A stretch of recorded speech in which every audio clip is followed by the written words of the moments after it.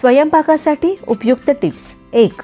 Gravy किंवा बिर्याणीमध्ये दही टाकायचे असल्यास ते आधी व्यवस्थित फेटून घ्यावे आणि नंतर मसाल्यामध्ये घालावे. दही मसाल्यामध्ये घातल्यामुळे फाटत नाही. 2. जर घाईच्या वेळी तुमच्याकडे भाजीच्या वाटणाचा मसाला नसेल तर तुम्ही बेसन पीठ भाजून थोडे पाणी टाकून ते भाजीमध्ये टाकू शकता. यामुळे ग्रेव्ही खूप छान तयार होते आणि चविष्टही लागते. 3. जर भाजीला घरात काही शिल्लक नसेल तर झणझणीत व चमचमीत अशी शेवची भाजी बनवावी. मस्त लागते. 4. चपाती बनवण्यासाठी गव्हाची कणिक 10 ते 15 मिनटं आधी मळून ठेवावी व नंतर चपाती लाटावी. यामुळे चपाती टम्म फुगते आणि लुसलुशीत होते. 5.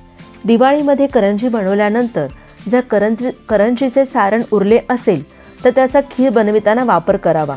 खूप छान लागते. 6. गवारीची भाजी करताना त्याला नेहमी भाजलेल्या शेंगदाण्याचं